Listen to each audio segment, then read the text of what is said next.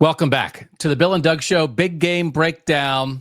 Doug Lesmerises, Bill Landis here to talk about Ohio State at Washington, 3:30 Eastern on Saturday, 12:30 local time. Is it on TV? Let me see if it's on TV. Yeah, it's on CBS. Yeah, it looks like it is. I was at a college football game the other day, Landis, that was not on TV, and it lasted like 94 minutes. Yeah, it's great. It's like a high school game, right? No media timeouts. No media timeouts. Halftime, I think, is a little shorter. Yeah, it's great. Yeah.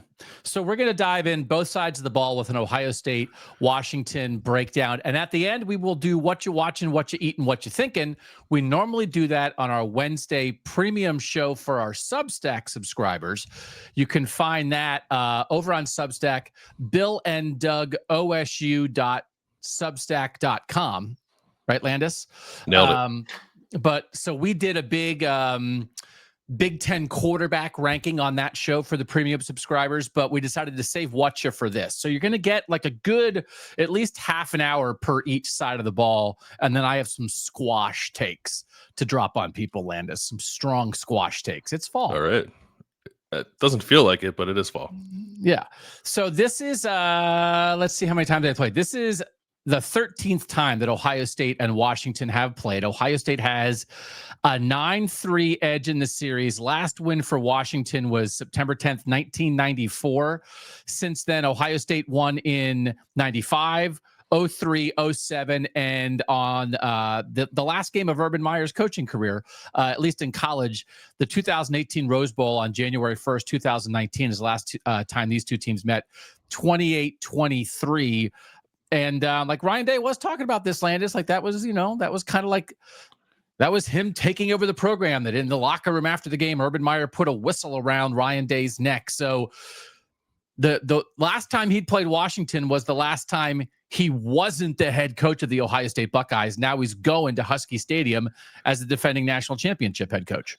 Yeah, I actually hadn't thought of that. I believe it was Bill Rabinowitz who asked him about it on Wednesday night. Yeah, so I don't know. So like, that's interesting. I don't know that it like creates any sentimentality on Ryan Day's part, because like it was the last day he wasn't Ohio State's head coach, but it wasn't like his first game as the head coach. So I don't know. It's an interesting wrinkle, I guess, to this game. But yeah, the last time they played, Ryan Day was offensive coordinator, and he has not been since then. And he did talk about that he thought Washington fought hard, played hard, came back in that game and made it close at the end. And he was sort of talking about the idea that Ohio State almost had a little bit of a sour taste in its mouth as the game ended, because they almost like they didn't put it away the way they wanted to. I will say, as certainly a closer observer now of Washington football, Washington felt incidental in that Rose Bowl. It was the first time Urban Meyer was coaching in the Rose Bowl. It was his last game. It was a big deal. Everybody knew Urban Meyer was going out. It was kind of like this crazy season that had started with Ryan Day as the interim coach because Urban Meyer was suspended. And now he's going out this way. They'd already announced the changeover. Right. And it was almost like Urban Meyer capping off historic career in Rose Bowl against opponent X. You know what I mean? Like, no offense to Washington. No, yeah, it did not entirely matter who Ohio State was playing that day. That game, by the way, refreshing my memory, Ohio State was up 28-3, went up 28-3 with 8 minutes left in the third quarter, and then didn't score again. Washington scored 3 touchdowns in the fourth quarter, 1 in the last minute to make it 28-23. And I only say that to say this about Washington. Clearly, the Don James era in Washington football, they won a national championship then. Like Washington's not incidental at all. Washington's one of the great powers on the West Coast. And now, 2 years removed from the national championship game, what Washington is doing now in year 2 of Jed Fish, Washington is not at all incidental to what is happening in this game, what is happening in the Big Ten. And it's an interesting difference to me that like in 20 7 seasons ago, Washington's good. Yeah, they're good. Yeah, that's fine. Whatever. And they're much more than that now to me, which is just a credit to what Washington has been. Even they were in the Rose Bowl. They were in the stinking Rose Bowl. The Chris Peterson era at Washington was great. Like they were in the Rose Bowl, but I think they've in the last 7 years, they've moved beyond where they were in 2018, at least I think in the minds of Ohio State fans. Yeah, I think so. And also too, like think about the 10 years of the 14 playoff, right? Like the list of teams that aren't Ohio State, Alabama, Georgia, Clemson, and Oklahoma that have made the playoff is pretty short. And Washington's one of them, right? So like it is, they were down for a bit and they had a weird transition from Kalen DeBoer leaving after making the national title game and between Kalen DeBoer and Chris Peterson. But Yeah. it's a good program. It's a winning program. And it's a really, really tough place to play. This has been a discussion all week. This betting line in the offseason was 14. Then it opened like when the games ended last weekend around 12.5, and it has steadily gone down since then to 10.5, 10, 9.5, 8.5. I looked at 4 online books, Landis, just before we started recording this on Thursday morning. I saw it at 8.5 for the spread at 2 places, 8 at 1 place, and 7.5 at 1 place. We're going to dig into some of the underlying numbers, some of the things that we have gleaned from rewatching both of these teams. Do you think there are some underlying numbers here that are contributing to this line coming down almost a full touchdown since the summer? Yeah, I think primarily I think some of Ohio State's offensive numbers, because you and I were talking about this not on a podcast, but some of the like advanced statistical metrics for offense, Ohio State actually is not very good in right now, but it gets no credit for what it did against Grambling, because Grambling's an FCS team. So like whatever an Ohio State scored at will in that game, like none of it counts in those sort of numbers. Did not move the ball incredibly well against Texas, and then really struggled to finish drives against Ohio despite moving the ball really well. So like all those things come into play. Do I think they're reflective of the quality of Ohio State's offense? No, not necessarily. But when people are doing their power ratings, like that's the information they have to go off of. Yeah. And at the moment, Ohio State's offense does not look, compared to its past success, certainly is a few degrees below where it normally is. And Washington can't be stopped offensively. And Washington basically has scored every time it had the ball. Yeah. So those two things I think contribute to that. Very quickly on the head coaches, Jedd Fisch, 49 years old, second year at Washington, New Jersey native, Florida grad. Ryan Day is 46 years old. Just a little note here, Jedd Fisch was a GA at Florida in 1999 and 2000. Ryan Day was a GA at Florida in 2005. So they both have Gators in their background. Jedd Fisch much more so as a graduate of the University of Florida. And every time Billy Napier loses another game, you raise your eyebrow about Jedd Fisch in Florida. But he's got something good going at Washington right now. And, whatever. We can just run through every good coach in the Big Ten and pretend that Florida's going to steal them. But Jedd Fisch is pretty darn good at this. He is the play caller at Washington.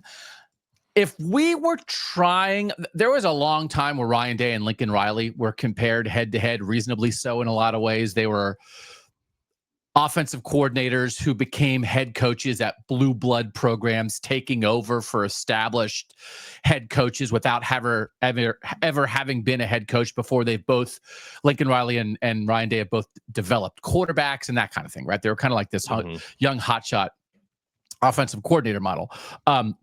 Lincoln Riley forgot how to coach football for 3 years. So like, we don't need to compare anybody to him right now. Jedd Fisch is not a terrible comparison for Ryan Day. Now, Jedd Fisch is 3 years older. He's sort of behind Ryan Day on the track a little bit. They became head coaches around the same time because Jedd Fisch was a head coach at Arizona for 3 years. And now he's in year 2 at Washington. So he's in his 5th year as a head coach. Ryan Day's in his 7th. But in terms of offensive-minded guys who want to kind of play a pro-style kind of offense, I think Jedd Fisch could look at Ryan Day and say, it worked for him. I think it can work for me. They have similar career paths, but also spending time in the NFL as well. The one thing that's like super interesting about Jedd Fisch is like he didn't play football. Did not play high school football, did not play college football. He was a tennis player. Ryan Day also likes tennis, by the way. So like that'd be a good match. That's the main difference. Like Ryan Day is a former pretty good college quarterback in New Hampshire, which like has influenced, I think, like obviously the way that he sees the game and what his strengths are as sort of like an on-field coach. And Jedd Fisch, I think, has similar qualities despite not having that athletic background. So that's a kind of an interesting tangent, I guess, about Jedd Fisch. But yeah, no, I think even if you look at like stylistically how they play offense, kind of similar. Like, and I think Jedd Fisch is pretty influenced by the time he spent with the LA Rams. But like a lot of condensed formations, tight splits. Jedd Fisch will play with 2 tight ends. He likes to play action shots from under center the same way that Ryan Day does. Like they have different styles of quarterback and have throughout their head coaching careers. But I think if you got them in a room together, they might speak a little bit of the same language offensively. Yeah, I think for Ohio State fans, if you watch Washington, you will see familiar things. I think Ohio State fans, and it's a little bit of, they'll run that play action deep shot kind of stuff for Washington. And then Damon Williams Jr. will either take it, and if it's not there, he might take off. And he's got a little bit of pocket Justin Fields in him. Now, in the sense of like if Justin Fields was 6 inches shorter. But like just that idea of, if you give him time, he will stand back there and throw it 60 yards down the field and drop it on somebody's hands. And if it's not there, he will take off and run for 17 yards. And but like that, also very comfortable holding the ball for 6 seconds in the pocket, waiting for it to develop. So we'll have to talk about that because you've mentioned that, and I was on alert for that when I went through, because the way we split it up is I had a Washington offense. I want to talk about that a little bit, but that has been something that has continued, and I don't even want to use the word plague because I like it. I like quarterbacks who hold the ball, but it has followed Justin Fields into the NFL. Right. But the thing that you'll usually find, right, there's kind of like a triangle of like big play touchdowns, sacks, and interceptions. And like you want to have the big play touchdowns. And then if you have one of the other two, I think you can kind of live. Right. And so the thing about Damon, because sometimes if you're trying to take a shot and it's not there, then you get like, and you get rid of the ball and you throw a bad pick. Right. If you're holding it because you're waiting for something to develop, and the result of holding it is you almost never throw picks, but you do take sacks sometimes, because you're also, the times you don't take sacks, you're going to hang into the last second and then make a big time throw. I like that trade-off. I liked it with Justin Fields. I like it with Damon Williams. Do you like those trade-offs, or do you think they're bad? I mean, taking a sack is certainly better than giving the ball to the other teams. Look at that. Yeah. No, I think it comes with the territory, right? And if you analyzed it, like lost yardage on those sacks compared to yardage you gain from scrambling and design quarterback run, with a lot of those guys, it probably at worst evens out, and it might even be in the plus for the design rushes and the scrambles. So yeah, it just sort of comes with the territory, but it is a thing, right? Like Justin Fields' pressure to sack rate was high in college. It's high in the NFL. Yeah. Damon Williams Jr., he's not played nearly as much, but his is pretty high too. It's like what makes Lamar Jackson such a freak, is he's like the same style of player, but his pressure to sack rate is low because you can't bring him down. You can't get to him. But yeah, that's not like, well, it's not the kind of thing that's going to be like, actually, Damon Williams Jr. stinks because he takes too many sacks. But it is a part of his game that I think could creep up in this one, like if Ohio State can get to him. Because the thing that also happens sometimes is you'll have a quarterback who doesn't get sacked and doesn't throw picks, like maybe Drew Aller at Penn State, and then they make no big time plays because they don't sit back there and wait for anything to develop. Right. And so sometimes if you're calling a shot, sometimes it takes time to develop, and you've got to be willing. So like if you're getting out of there, it's like first read, it's not there. The heck, I'll throw it in the stands. Or first read, it's not there. Here comes the pressure. I'm going to check it down. You're never going to make a big play. But if you're like, no, I'll do whatever it takes to make this big play, which is sometimes stand in there with a guy in your face and then make the throw. And it's sometimes stand in there with a guy in your face and have that guy in your face sack you. So anyway, I want to talk about that a lot, but I actually want to go second because do you think it's fair? Are the two best units in this game the Washington offense and the Ohio State defense? Yeah. I mean, without question, the two that are playing the best coming into the game. Yeah. Like that's a little bit of the strength on strength matchup here. It's a far more compelling matchup. Yeah. that Ryan Day even said Washington has punted twice the whole season, and Ryan Day was joking.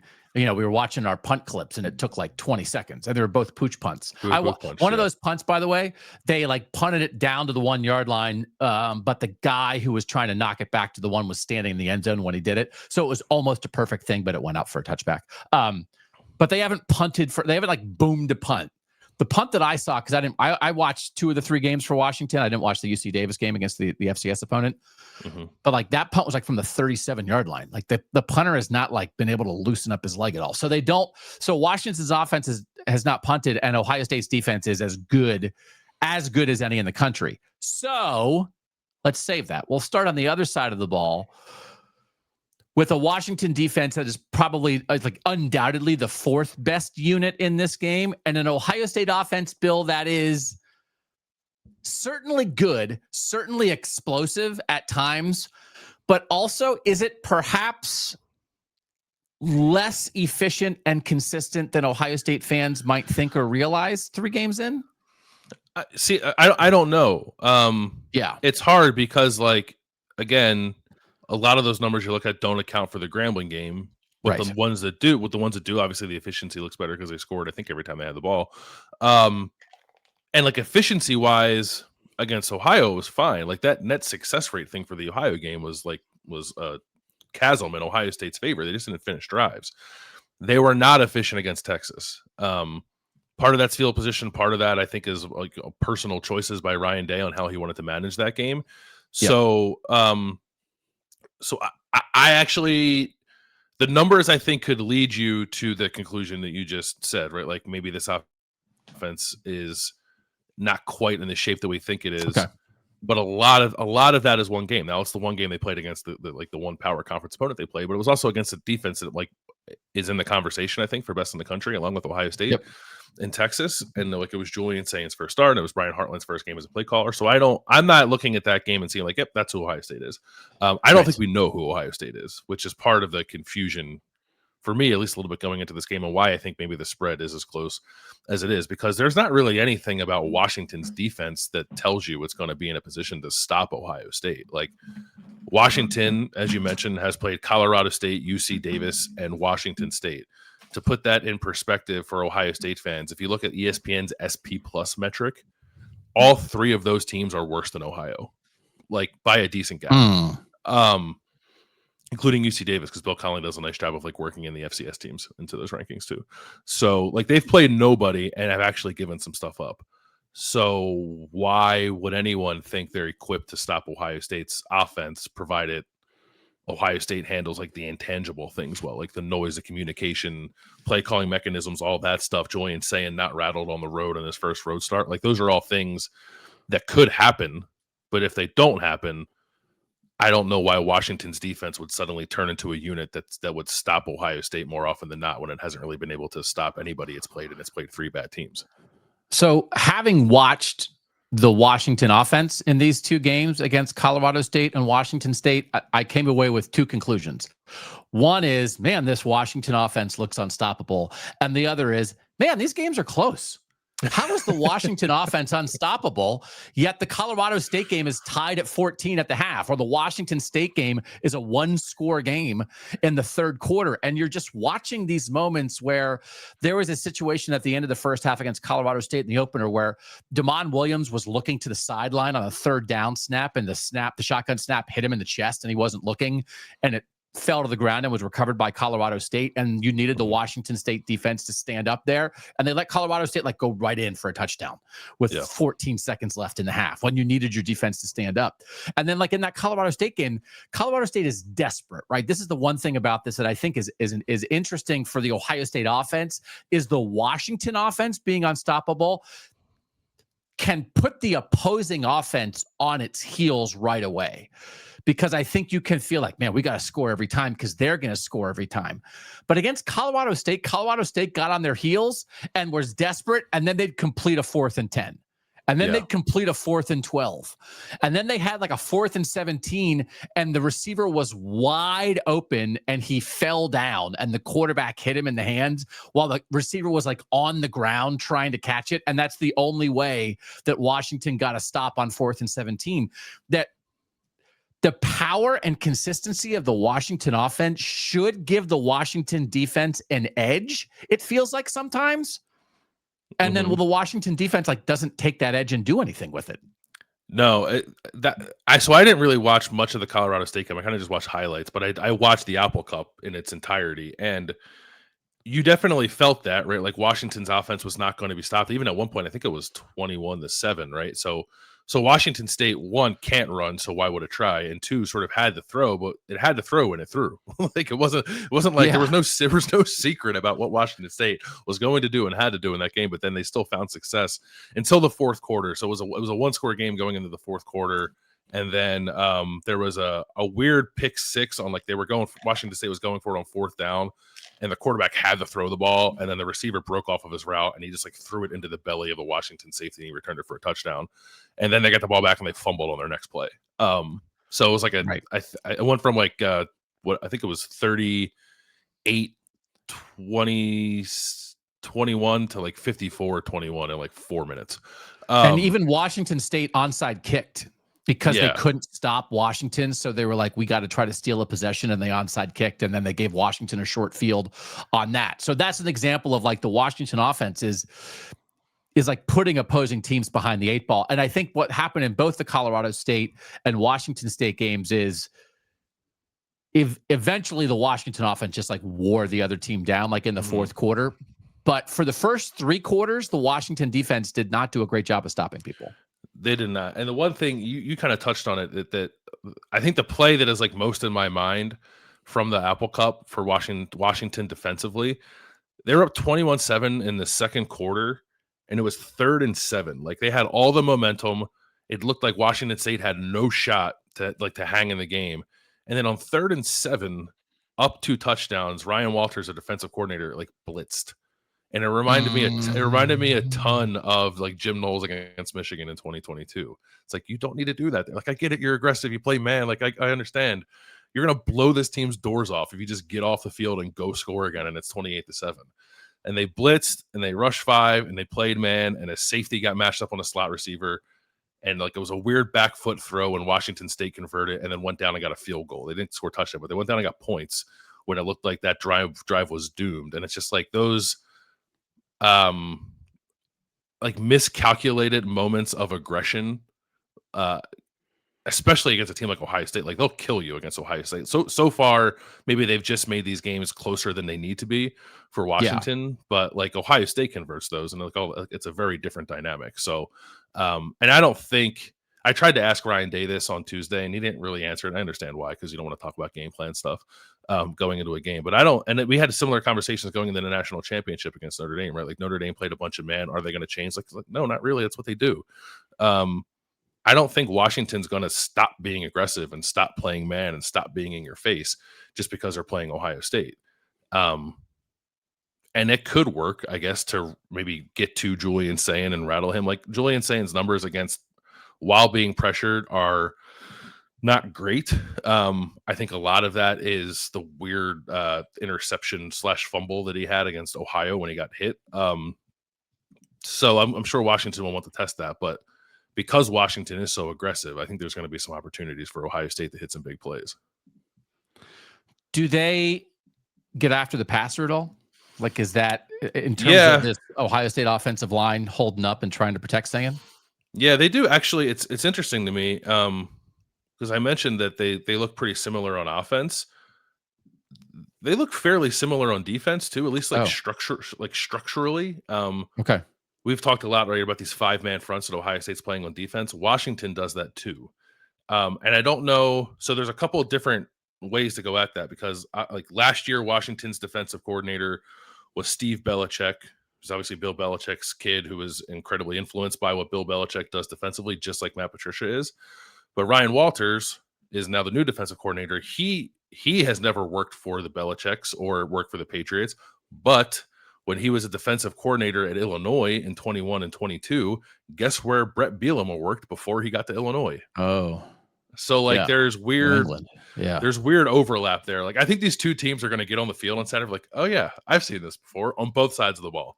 There's no, it'll be interesting, where the wrinkles come into play. I think to move out of that, and you can only do so much in football. It's not the first time that two teams of similar styles have faced off against each other, but both sides of the ball, they at times do look like mirror images of each other. But to answer your question, like, yeah, Washington does get after it. Again, it's hard. They get after it pretty good up front. If you look at the numbers, especially without blitzing, the pressure rate without blitzing is top 20 in the country. But a lot of that is what happened. Like Washington State's offensive line couldn't block them. Like Zach Durfee, the edge rusher for Washington, had 11 pressures against Washington State. Oh. He has 13 on the year. He had 11 against Washington State. And all he was doing was like outside shoulder, inside spin move, outside shoulder, inside spin move. And one of those plays ended up with an interception. Another, I think, ended up in a sack. So like he was getting home and hitting the quarterback. I just don't know. And like Durfee will move around a little bit too. They had him lined up on interior offensive linemen sometimes. So like I'm not trying to like take away from that kind of production, because 11 pressures against anybody is pretty impressive. But it's because of the caliber of opponent. I don't feel like I have a great feel for exactly how good Washington's defensive front is. Like the pressure numbers are good. They're very big at defensive tackle. Like the top five guys they play at defensive tackle average 316 pounds. A lot of the heavy lifting, no pun intended, there, being done by Samote Pepa, who they got from Utah, who's like 350 pounds. So it's a beefy defensive line. It's not nearly as athletic, I think, as Texas's defensive line, but some big dudes up there that Ohio State's going to have to contend with. Do they call the guy who lines up next to him Salt? I hope so. I don't know. Maybe that'd be pretty good. He actually doesn't play that much. He's 350 pounds. He's on the field. That's for true. He's like he gets like the Jordan Davis treatment. It's like you can only play so much at your absolute highest level. So he'll play like 15 snaps a game. He's 16th in defensive snaps for them through 3 games with 48. He's 4th among their interior guys. You've seen that Sir Patrick Stewart hosting Saturday Night Live. Right? Oh, yeah. Salt and pepper. Yeah. The John Mulaney bit about him being surprised that Peppa's there. Yeah, it's good. Yeah. Yeah. You know what we shouldn't be surprised about, Bill? We should not be surprised about how good the fall collection from Roback feels and looks. It's just sharp, right? It's that time of year. You're getting in the hoodie mindset. You're getting in the quarter zip mindset. Doesn't mean you can't buy like a nice collared short sleeve shirt, and Roback has those too. But it's squash season and it's quarter zip hoodie season. And Roback.com is the place for you right now. Just go check it out. And you can look through their game day collection. They have it for so many different teams. If you're an Ohio State fan, if you're a Washington fan, you go to Roback.com and just peruse. And you can maybe you want to buy something for yourself. Maybe you want to bookmark some stuff for holiday presents. Like it's not that far away. It's like, oh, let's remember this. Like sometimes you can't find something good to get for somebody. Say, hey, there's something at Roback.com that I want, right? And so like mark that down if you don't want to buy it right now, but you could buy it right now because you're going to get a code from us. You can use code BAD20 to get 20% off your first order at Roback.com. Again, it's this fall game day collection. They have a lot of good stuff, Bill, that if you don't want like a college football logo on your shirt, you can just get like cool gray or black or charcoal kind of stuff. But if you want a little bit of logo stuff, they have some of the subtle things that work in. So it's Roback.com, put in code BAD20 at RHOBACK.com, and you'll get 20% off that first order. All right, so some beefy guys up front. That has been a thing, right? It's you're saying like Peppa. I do think for Ohio State fans, anytime they hear like a team has some interesting defensive tackles, that's an alarm bell, because they're like, oh, you mean like Michigan and how Michigan's defensive tackles single-handedly beat Ohio State last year. I know this is not that, but good defensive tackles matter. Yeah, I think, and they're deep too. So I think those guys will have an ability to stay fresh, which like raises an interesting question for Ohio State, because I actually didn't know this. I don't know if you did. I know that Ohio State plays slow and has played slow the last couple of years. They are the slowest playing team in college football this year. So it's fascinating. I was looking at stuff for a story about a week ago, and they were in 2018 in 14 games. they ran like 180 more plays than they ran last year in 16 games. Yeah. And it is a function of clock rules, but it's just so interesting that Ryan Day, when the clock rules first came out and they were going to run the clock after first downs and like you're going to shorten games and not have as many plays, he was mad about it. And now he's gone 180 degrees and they are completely leaning into it. But I don't know that any of it is strategic within a game. I think it is all strategic for a long 16-game season. They're just trying to limit hits on guys' bodies. But do you think in this game it actually is strategic for the game because it keeps Damon Williams Jr. off the field?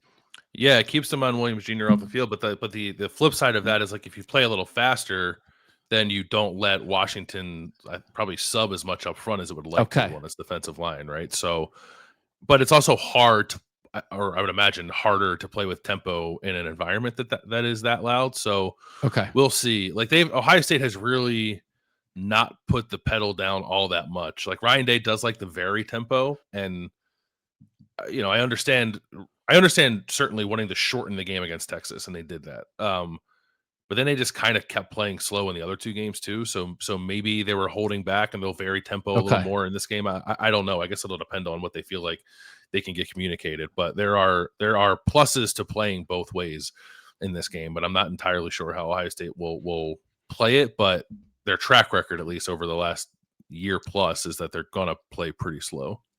Do you think that the crowd noise will have an impact on the Ohio State offense? Yeah, I could see a couple procedural penalties, right? Like two first year starting tackles. I don't like a quarterback who they're going to go on silent count, I would imagine. So, and they had to do that.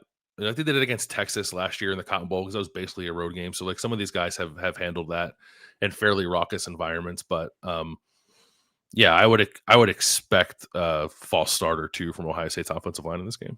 I mean, I kind of asked about that in terms of the center, Carson Hinsman, and handling all that. And Ryan Day sort of was like, I mean, it's not an excuse. Like there's no reason we shouldn't be able to run our offense. We just have to do what we have to do. Veteran center does matter. I am just expecting to some degree environment, stage, crowd noise, logistics, that it will have some effect on Julian Sayin. Whether it's a slow start, whether it's something on a third down where, yeah. But I also sort of thought like, hey, first time play caller will have some effect on Julian Sayin against Texas. And then he basically did everything they asked him to do. They didn't ask him to do too much. And they've been letting him go since then. I don't think that the game plan for Ohio State offensively can protect Julian Sayin in this one, because I think if you're thinking that way, Washington's going to put the pedal down and maybe put you behind the 8 ball. Do you think that they're just going to let because they admitted that afterward they didn't want to put too much on Julian Sayin against Texas? I think they'll put it on him against Washington. I think they'll take shots, because I'm not expecting Washington to change what it does defensively. There will be opportunities for one-on-ones without safety help in this game that did not exist against Texas. Texas plays an entirely different style of defense. Fairly conservative in terms of like its coverage, like and being soft. Washington will mix in some of that, just like Ohio State will. But Washington will play in your face like much more than Ohio State will, or has anyway. So yeah, I don't think Ryan Day, Brian Hartline, Julian Sayin are going to be presented with those opportunities while they have Jeremiah Smith and Carnell Tate and not take them. But I do think they're gonna try to get the run game going, only because like that is, I think, a tried and true way to take the crowd out of it, right? Like if you're just ripping off 6 yards per carry, they're gonna stop screaming because you can only scream for so long. And then like they scream their loudest when it's 3rd and long, and if you can run the ball well, you're not going to be in 3rd and long. So like the emergence of Bo Jackson, like obviously is important in this game, but like I thought Ohio was a MAC team, but the run game at least looked explosive the last time Ohio State played. It's still not efficient, but it has been explosive. If they can find some more efficiency and stay ahead of the chains by running the ball a little bit, that would go a long way, I think, in sort of neutering the impact that the noise can have on Ohio State's offense. Who are you guessing carries the ball the most, or how do you think they'll split up the carries? I think Jackson will carry the ball the most. But I bet they come out on the first drive with all their old guys. So okay, Smith, Tate, Kasmerick, Claire, Donaldson would be my guess who's out there first. Okay. To like weather that initial very loud storm. Okay.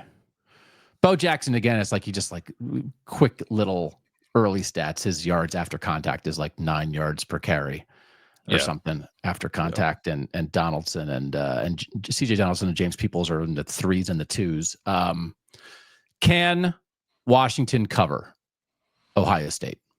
That for the whole game, no. I think regardless of who plays, the lingering question with all that is the health of cornerback Tacario Davis, who did not play in the Apple Cup, and our friend Christian Capel, who we had on earlier in the week. I was reading his notebook the other day, and he said he feels like their coaching staff is talking as if Tacario Davis will not play in this game, but he couldn't determine if that was reality or if that was gamesmanship.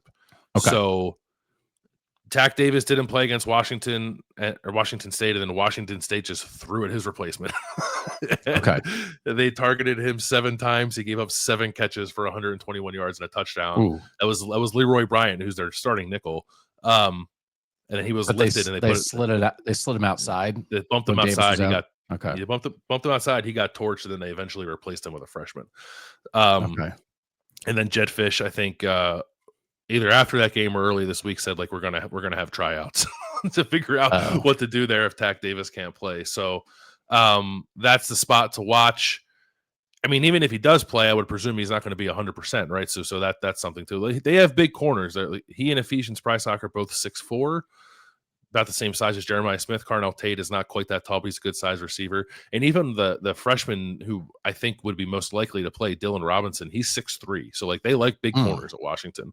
Now, Ryan Day, I think, was asked about that earlier in the week and made mention of like, Ohio State is not that big a corner, but like Davis Igbinosun is pretty big, and he's got good length, and those guys go against him in practice. So it's not going to be something entirely new for Ohio State's receivers, but I could see, if those guys are able to run with Carnell Tate and Jeremiah Smith, maybe a couple of pass attempts that might get batted down or deflected because those guys have so much length. But if Tacario Davis doesn't play, I really don't see any shot at all for Washington to consistently stop Ohio State's passing attack. And even if he does, like I still think Ohio State will be able to find some success with all the man coverage that Washington is likely to play.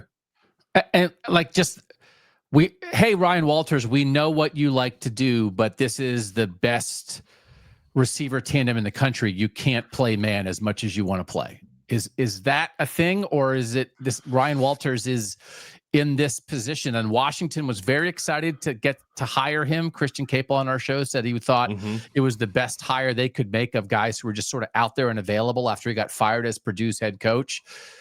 You kind of said it earlier. You don't think they're going to back off of playing man.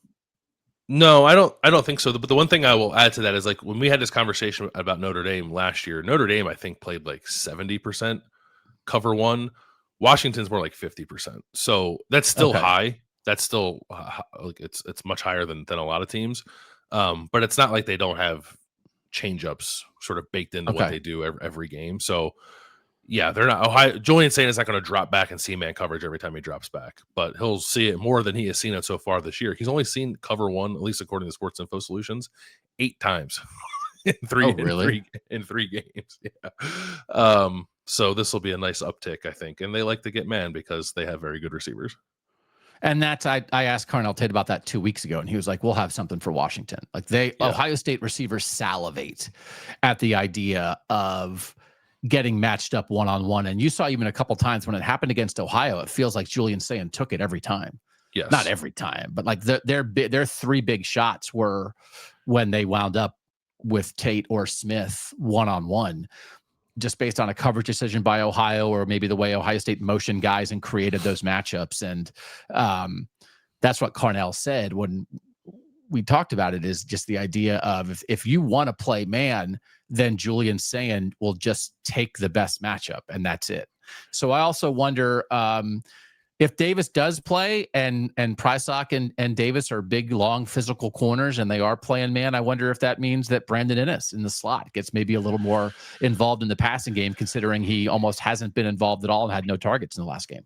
Yeah, Ohio State is getting like no production from the slot position. And when they do, it's usually because Jeremiah Smith is lined up in the slot. Yeah.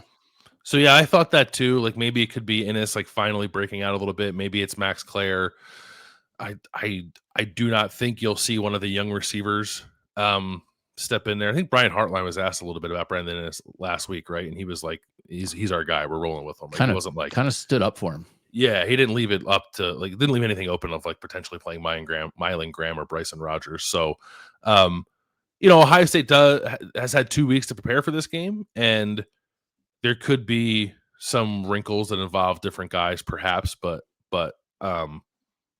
that I know, like, they're not going to back away from taking their shots against Prysock and Davis, even though they're big. It's not like they're big, they're physical, they're good corners. I don't think either one of them's like a first round draft pick, right? So they're just like they're solid college corners that have good size. So Ohio State is not going to back away from throwing the ball in their direction, but there could be some openings in the middle of the field because the slot guy who played outside last week looked awful. He'll presumably be back in the slot. And also Washington will be shorthanded at linebacker.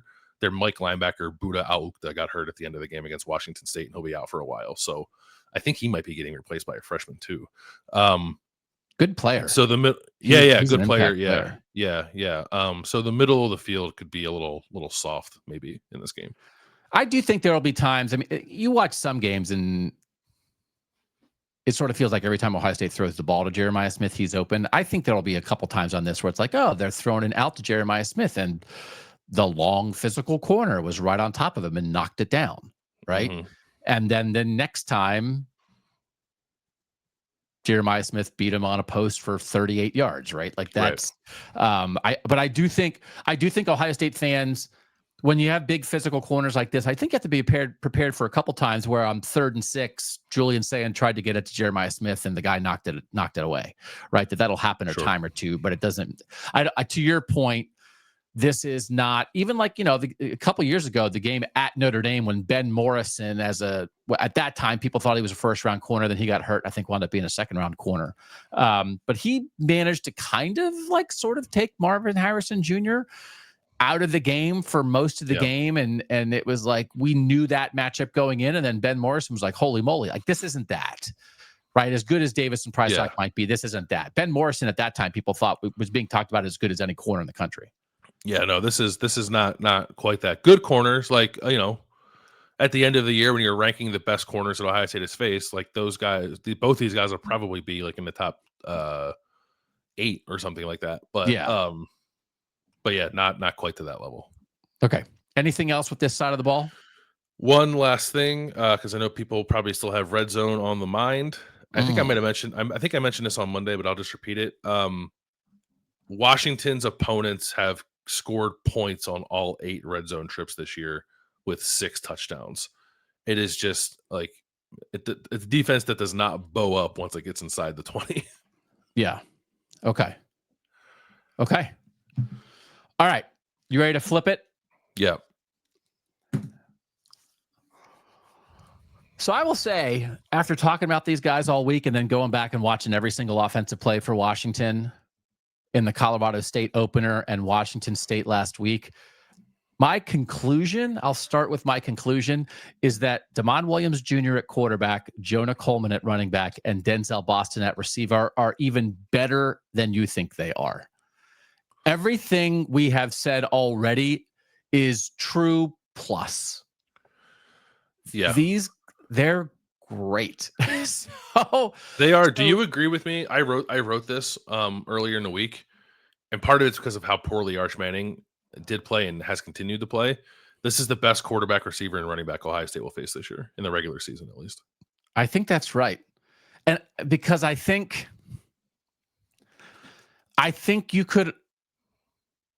right now, and I've seen some NFL draft people saying like Denzel Boston, their receiver, is in contention to be the first receiver off the board in the 2026 NFL draft. It's only because Jeremiah Smith won't be eligible for that draft yet. But in what we're talking about, who's the second best receiver in the Big Ten. Denzel Boston is certainly in the conversation. That's what some NFL draft people are saying. They're saying he's the best receiver in the country that's going to be draft eligible, which means like he might be the second best receiver. So that's not Jeremiah Smith. That's not Ryan Williams at Alabama, but like that's how good Denzel Boston is. Mm-hmm. So keep that in mind.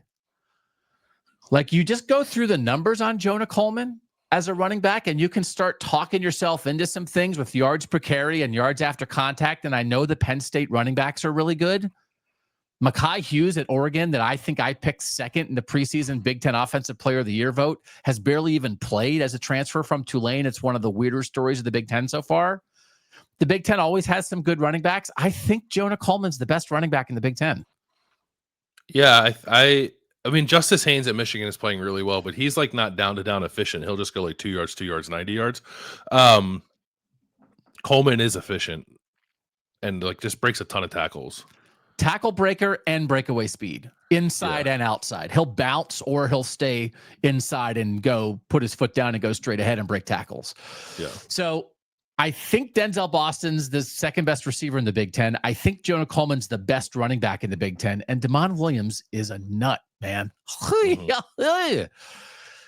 Cold runs, scrambles, deep shots, stand in the pocket and rip a throw over the middle, and he does not turn it over. So that's it. That's all I got. No, I want to talk about the offensive line though, because it does really start with the offensive line. And that was really the story of Washington last year, was their offensive line. Would you say last year their offensive line was, what's the word I'm looking for? Awful. Yeah, they stunk. Yeah. So to their credit, they went about rebuilding it. They have 2 of 5 starters back on the offensive line, and I think both of them are improved. They filled things in other ways. 2 transfers and a true freshman. So Carter Willis is a left tackle. He's a transfer from Kansas State. He was the right tackle at Kansas State last year. He's the left tackle. The left guard is John Mills, who's a true freshman who won the job. Taki Finau is in the mix. They rotate those guys a little bit. It's kind of like what Ohio State does on occasion with Tegra Shabola and Ethan Onyanwa. But Finau's a redshirt freshman. Mills is a true freshman. So that's your guys at left guard. The center's Landon Hatchett, who played center and guard last year, but I think was kind of hurt most of the year, and like that affected his production.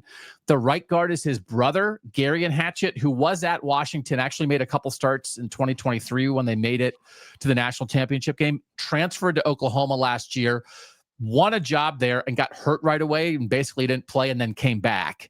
So he's the right guard. And then the right tackle is Drew Azzopardi, who was a transfer last year and was kind of like their best transfer on the offensive line last year, and just got caught up in the chaos and the muck of that whole line and did not grade out well, but I actually think is a pretty decently talented offensive lineman. So I think they have 5 real dudes, Landis, right? That I think they have 5 real guys. And I think down with them, you can see them getting a push in the run game. They don't collapse on every passing down, but they also have like 5 or 6 breakdowns a game. This is not a great offensive line. It's a much better offensive line. But for instance, like the first snap of the season, basically, right? Am I thinking about this? Was it the Washington? There was a play where the left tackle got beat inside on the very first snap, and it was either the opener or last week against Washington State. And Damon Williams got sacked on the first play. It was the first play in the Apple Cup. The Apple Cup. Because it was Carver Willis got destroyed. Yeah. Got destroyed on an inside move. And it's like, hey, Carver Willis, we brought him from Kansas State. He's hit a bit. And the first play, he just destroyed on a simple inside move. And it's like, what are we doing here? So they do have, and then you'll just see, it's like, oh, okay, here was this. And the guy was supposed to reach to get to a guy and he didn't get to him. And then Damon Williams Jr. got sacked.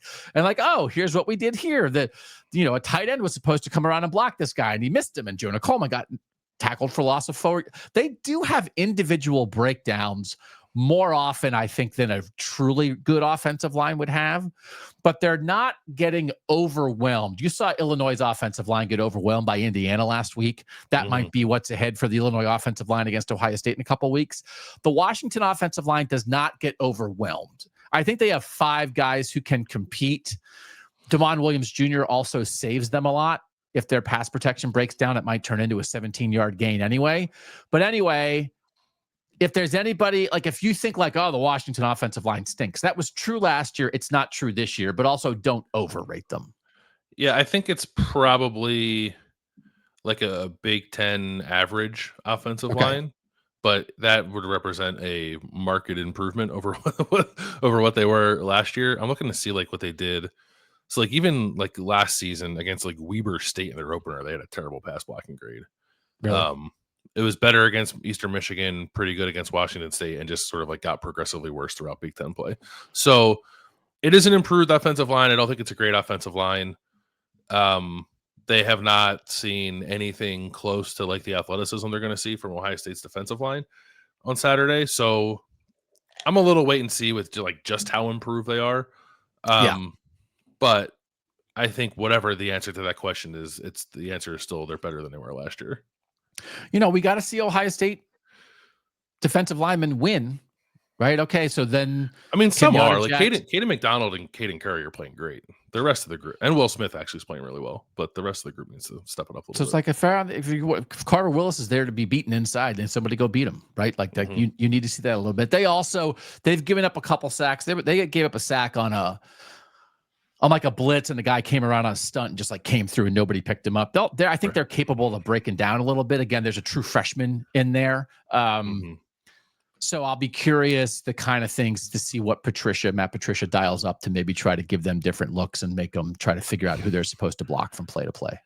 I would like to place a bet now that on the first passing down, Arvell Reese is lined up over that freshman guard. Oh yeah. I think Arvell Reese was picking up and dumping Texas interior offensive linemen.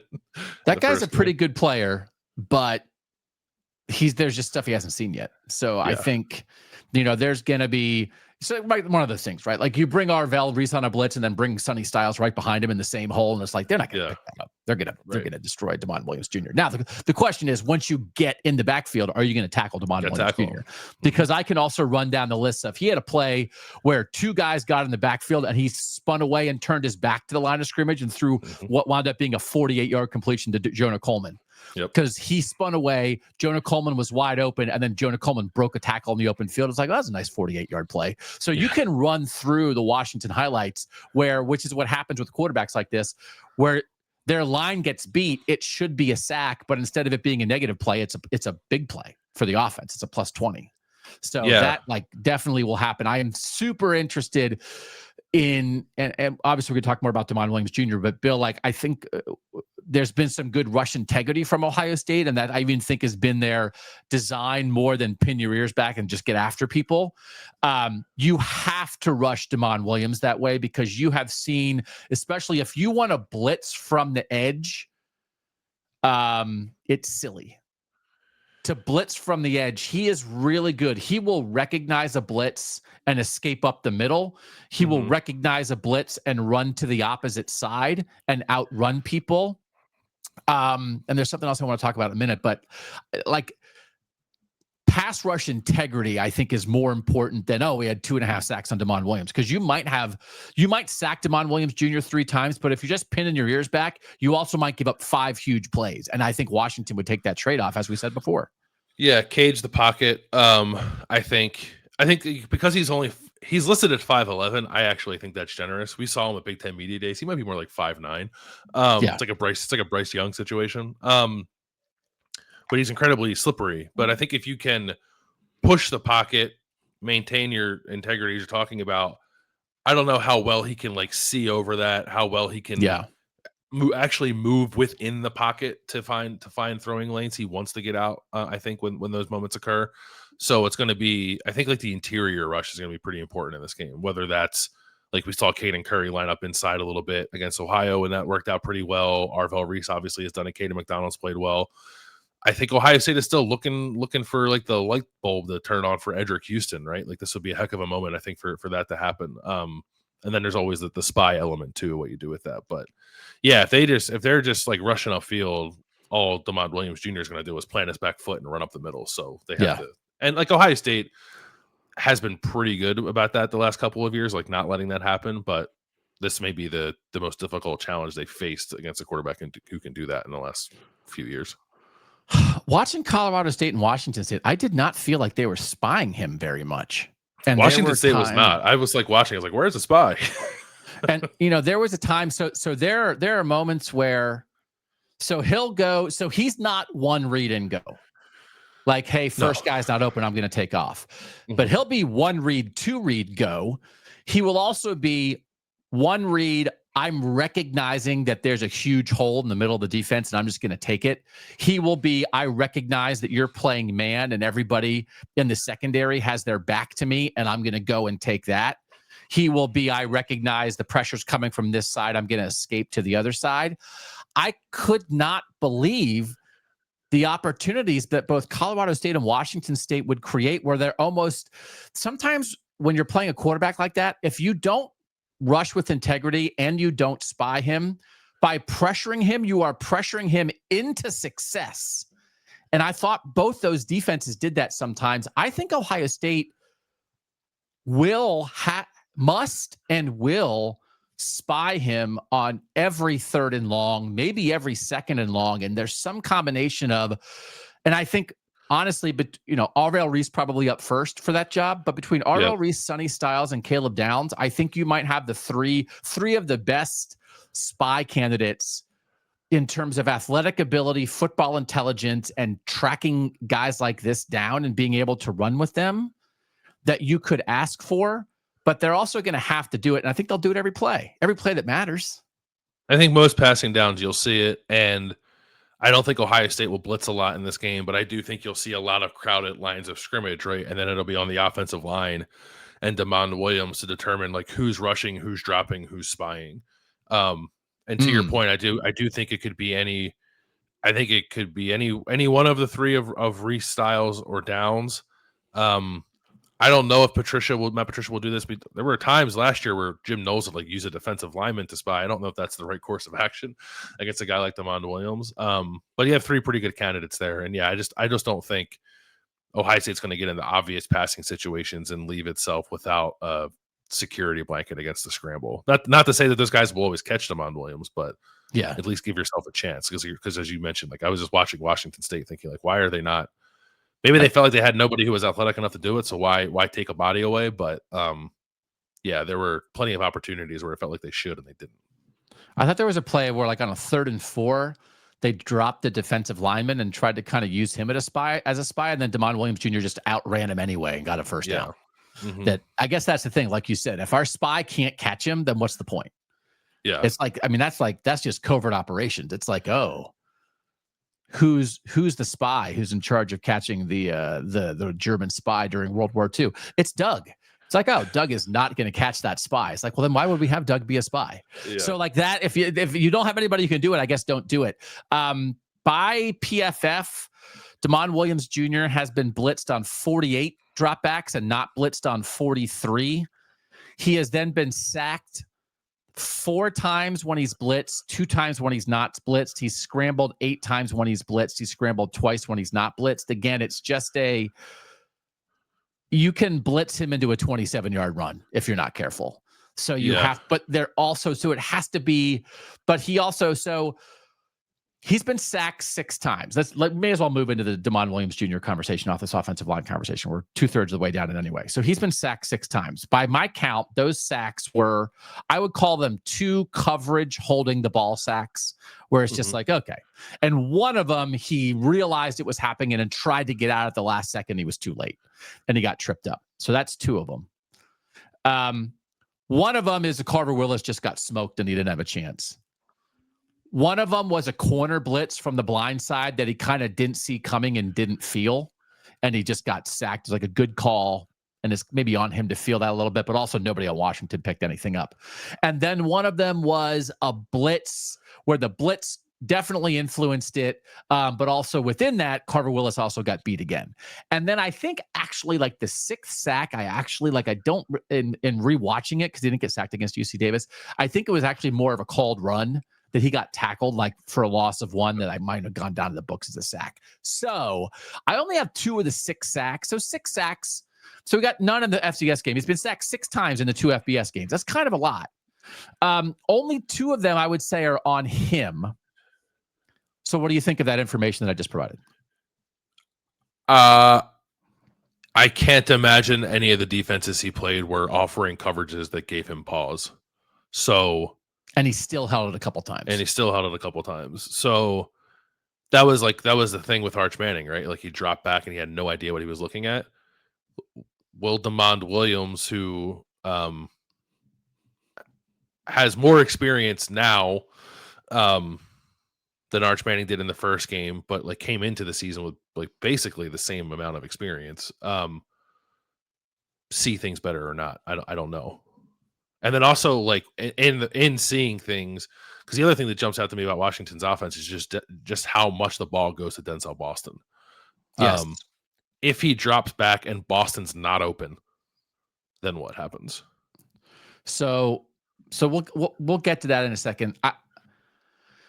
I don't think he's going to have Arch brain freeze the way Arch did against Matt Patricia, especially in the first half. Because then Steve Sarkisian, the Texas coach, was talking about they ran Arch. They didn't run Arch in the first half. They let Arch run a little bit in the second half, and they thought that opened Arch up a little bit. And then you saw Texas drive in the second half. They didn't score, but they drove to the goal line. They drove another time inside the 20. Didn't score.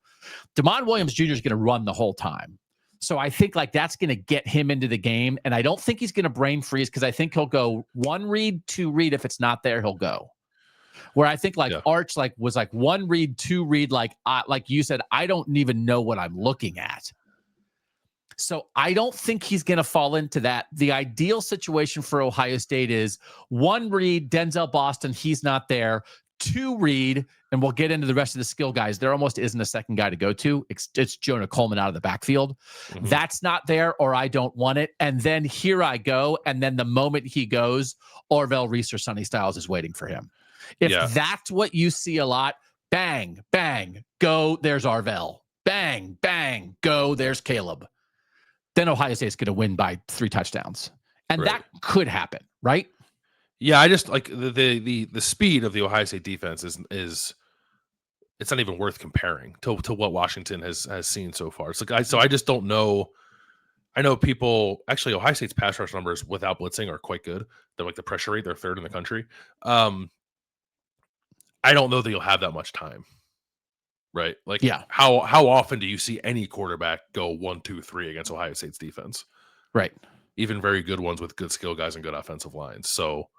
Which it makes me wonder, like, is it going to be like 1 and go, and then what's that look like? Or if he is trying to go like 1, 2, let me get out. Once he makes that 3rd decision, where's Arvell, Reese? Where's Caden Curry? Where's Caden McDonald? Because the answer could be like in his lap. Right. So I do think I'm curious how much we'll see Ohio State defensive linemen win right away. I do think there's a chance, especially on 3rd down with some of the looks that Matt Patricia's bringing with the 3-man front and then dropping Styles and Reese in those gaps and bringing one, dropping another. I do think this offensive line has a chance to get confused. That I think is where the greater opportunity is, to have them not who's supposed to have who. Wait, now all of a sudden somebody got through unblocked. I think that's how they're going to get to DeMond Williams Jr. more than we just destroyed a guy in a 1-on-1 matchup. So now the other part of this is, so yes, he's taken 6 sacks in 2 games against FBS opponents, but they have a lot of 3rd down erasers. And what's happening, because again, this is a team that has punted twice in 3 games. The sacks aren't hurting them. Negative plays aren't hurting them because they are the best 3rd down team in the country. They are converting 75% of their 3rd downs. That's 1st in the country. And inside those numbers, on 3rd and 9 or longer, they're 5 of 8. And you just have these instances where they get in 3rd and 12, they get in 3rd and 9, and he rips a throw to Denzel Boston because he can make a far hash throw like Justin Fields could, no problem. Or they're going to run him, or they're going to throw a screen. They threw a great screen on they had like a 3rd and 9 where they threw a screen to the running back and scored like a 24-yard touchdown. Like they called it perfectly. And DeMond Williams Jr. stayed in with 2 guys in his face and hung in to take the hit and make the throw so the play had time to develop. So Jed Fish is a good 3rd down play caller. Denzel Boston is an excellent 3rd down option. And then DeMond Williams will destroy you scrambling if you bring pressure but don't keep contained. So they are the best 3rd down team in the country. They're 3 of 3 on fourth downs, which is like one of 20 teams in the country that's perfect on fourth downs. So that is like a gigantic thing. And they are also like really good in the red zone. So like situationally, they're beating everybody. Now, they haven't seen anybody. But it is just a reminder of the thing that I find most interesting is just because you sack him on 2nd and 7 and now it's 3rd and 12 doesn't mean the drive's over. And I think it's the stats will tell you that, but also when you watch them, you understand why. Yeah, they're never really out of it. So I noted this in the story I wrote, but also looking at some of the numbers here, like on 3rd down, DeMond Williams has 12 carries for 58 yards. 6 of those 12 carries have been first downs, or no, 5 of those 12 carries have been first downs. 3rd down passing, he's the best in the country. He's 9 of 10 for 256 yards and 3 touchdowns. 8 of his 9 completions have gone for first downs. His passer rating on 3rd down is 404.04. That's like 404 on a scale of 0 to 100, right? Like that is, he broke the scale. So they're a remarkable 3rd down team. But you see the pieces and you understand why. So yeah, and the rapport with Boston, like a 3rd down, especially, like that's where it feels like it shows up the most. It's real. It's absolutely real. While we're on DeMond Williams Jr. called runs, man, you know what they do pretty well? Short side run to the boundary, like that play that drives Ohio State fans nuts. Sometimes he scored like a 25-yard touchdown in a game on a short side, like 3rd down run where they motioned an offensive lineman who took the linebacker, and then Jonah Coleman threw an Ezekiel Elliott block on the safety and wiped him out. And DeMond Williams Jr. went untouched to the end zone. So he will scramble, but he will also hurt you on called runs, and they are not afraid to do either. And sometimes you see this with quarterbacks who can run, where like an offense will be reluctant at times to use a guy like that in the called run game, and they are not reluctant. So it's been a pretty, I think so, like his run stats are something like, if there's 6 sacks, I think there's 17 scrambles and 11 called runs in 3 games. And on the called runs, he is quick to the edge, man. Holy moly, he is quick to the edge. And the thing that both Matt Patricia and Ryan had talked about, that talking about that step, that Kyler Murray step, both Jonah Coleman as a running back and DeMond Williams Jr. as quarterback in open space will make those one-cut moves on a guy that are like, will break ankles. They're ankle breakers in space. Jonah Coleman will also run through tackles, but they are ankle breakers. So there's a lot of these DeMond Williams Jr.'s run where it's like, oh man, he's fast. That's a nice 8-yard run. And then it's like, oh no, he juked a guy at the 2nd level, and now it's a 17-yard run. So he is, and they are smart with the called runs. There's a good, I don't know how much of an opinion you have on this. I feels like, so Jed Fish, the head coach, is the play caller. There's a nice variety to them. They're horizontal, they're vertical, they're inside, they're outside. They'll hit Coleman up the middle on a read play, and then, or Williams will keep it and hit the edge. Most of the QB runs wind up being outside. He gets to the edge quick and turns it upfield. Coleman will hit you inside and hurt you, but he can also bounce it. I think it's going to hurt Ohio State at times, because I can understand, like on the 3rd and 7 with the spies that they have, they might be able to limit the scramble yards a little bit. I think he's going to hurt him in the called run game at times. And I think that was one of the worst things that one of the biggest Texas mistakes was they did not use Arch in the run game early, and it hurt him. And Washington absolutely will.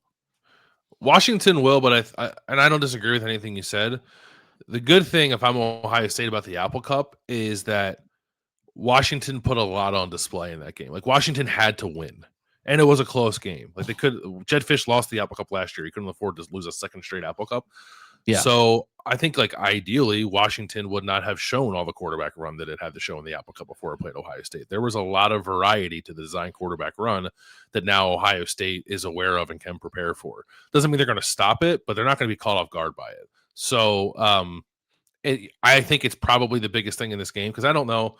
He can really throw it. Denzel Boston's great.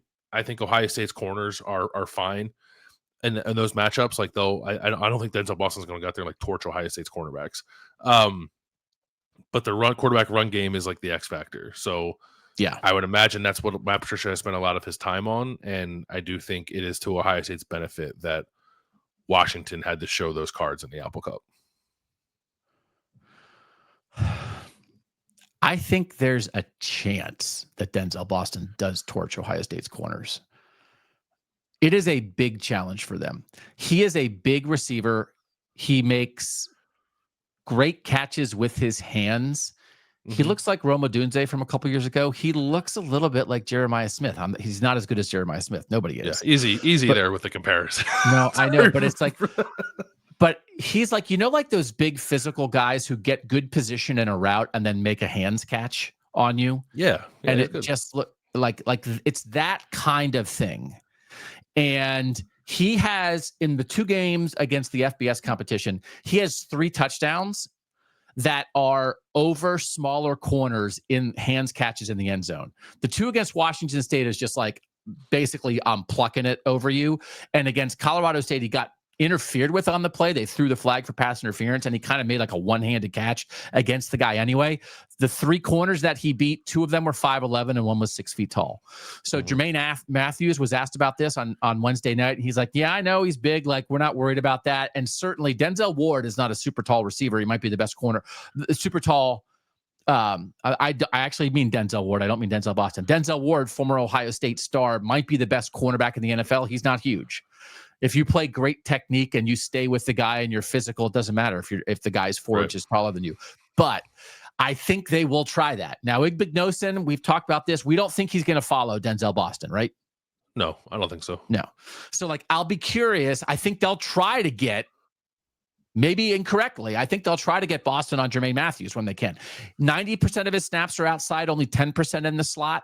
They'll motion him in a little bit. They had one of his touchdowns. They kind of ran him in motion and then ran him right at his safety, and Williams hit him down the field for a nice play. The second play of the season against Colorado State, DeJuan Williams, they ran him right down the field at a corner, and DeJuan Williams Jr. put it in his breadbasket and he dropped it. So they have tried 8 throws of 20 yards or more to Denzel Boston this year. For instance, Jeremiah Smith on those is 3 of 3, 20 yards or more. Denzel Boston is 3 of 8.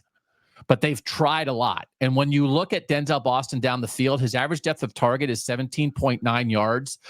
That's about as good as any major guy in the Power 4. Just as a comparison, 15 of Jeremiah Smith's 26 targets have been for 9 yards or fewer. So only 11 of Jeremiah Smith's targets, 11 of 26, have been 10 yards or more. 18 of 23 for Denzel Boston have been 10 yards or more. And 8 of those have been 20 yards or more. They use him down the field. They do. They attack with him. Now, they attack with nobody else. They literally don't have anybody else. Their second best receiver got hurt, as Christian Capel said. They have a couple true freshmen that they don't throw the ball to. They have an okay tight end, Decker DeGraff, that they'll throw to once or twice a game. The second guy in their passing attack is Jonah Coleman. Screens to him, check downs to him, swing passes to him. They lean on Denzel Boston. As the thing about this, again, coming away that you watch those 3 guys and their 3 guys are even better than you realize. Their 3 guys also have the ball in their hand 85% of the time on offense. And the other guy, we'll get to him in a second, is Adam Muhammad, who's their backup running back, who's also really good. Yeah. They don't mess around with their second and third receivers. They don't even bother. They might run a jet sweep to them. They'll run a couple bubble screens, everything down. I don't even think they're going to try, Landis. I think Denzel Boston's going to have 13 targets in this game. They know where their bread is buttered. Yeah, the one thing I'm curious to see is, so they got Omari Evans back last week, transfer from Penn State. He wasn't very good at Penn State, but when he did pop, it was he was down the field, deep shot kind of guy. He had a long touchdown in the Apple Cup. It was a broken play. He was wide open, and Washington was already up by 4 touchdowns at the time that he caught it. So they were rubbing it in. Yeah, they were rubbing it in. So I don't know what to expect from him, but he's probably better than the other guys they've been trotting out there. It's been freshman receivers along with Boston. So maybe he gets more of a workload in this game. We'll see. But yeah, it's all Boston. He'll get whatever amount. I think what was it? He's 3rd in the Power 4. Boston is in target share in his offense, behind Jordan Tyson at Arizona State and Jeremiah Smith at Ohio State. But there's no Carnell Tate hanging out with him like Jeremiah Smith has. Yeah. Right. So, and then Jonah Coleman reminds me of J.K. Dobbins. He's like has a burst, but he's a little bit of a bowling ball, low to the ground, hard to tackle. Great yards after contact. It's 5.12 this year, yards after contact. It's early, lower caliber of defense. Last year, Ashton Genty led the Power 4 in yards after contact. Well, he's not the Power 4. Led FBS in yards after contact with 5.25. Coleman's right now at 5.12. Travion Henderson last year was 4.43. And again, just by comparison, James Peoples 2.76, CJ Donaldson 3.06. He's going to break tackles. Good contact balance. Yep. Will take a hit. If you tackle him on the side, he's going to bounce off.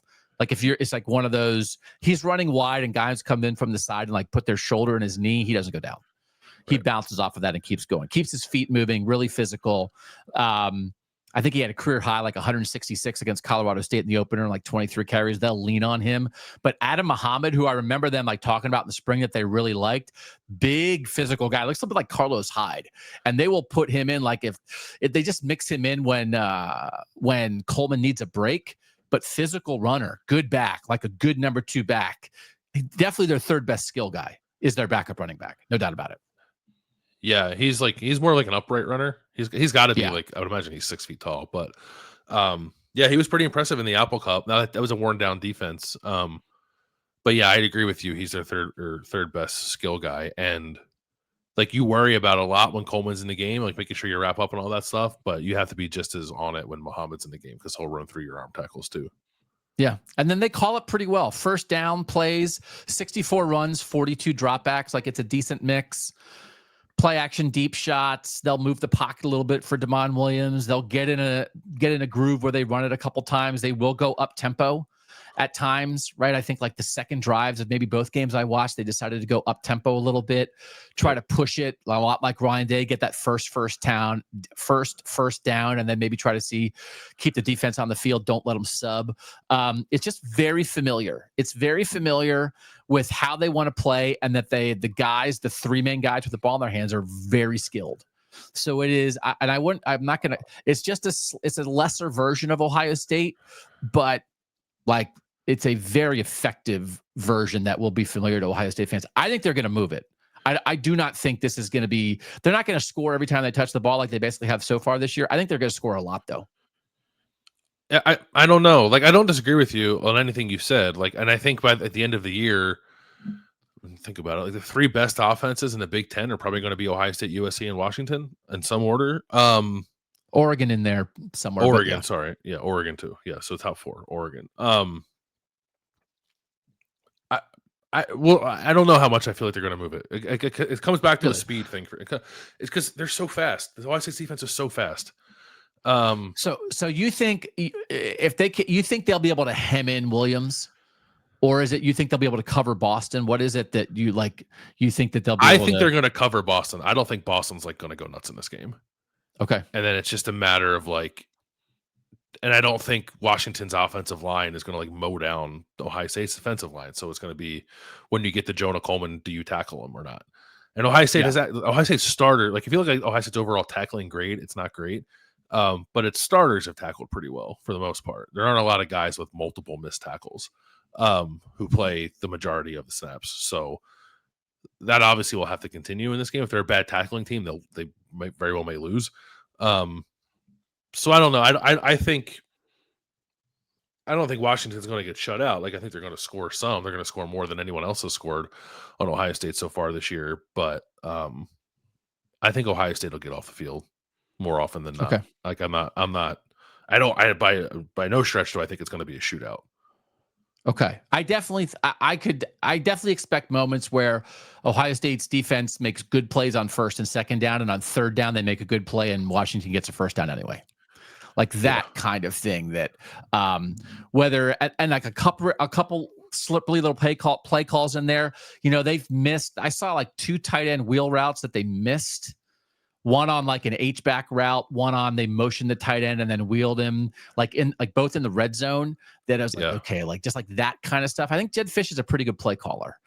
He's a really good designer. Yeah, really good offensive designer. Yeah. So I think he'll try to get matchups, but I do think just against any team like this is really a second level of the defense game.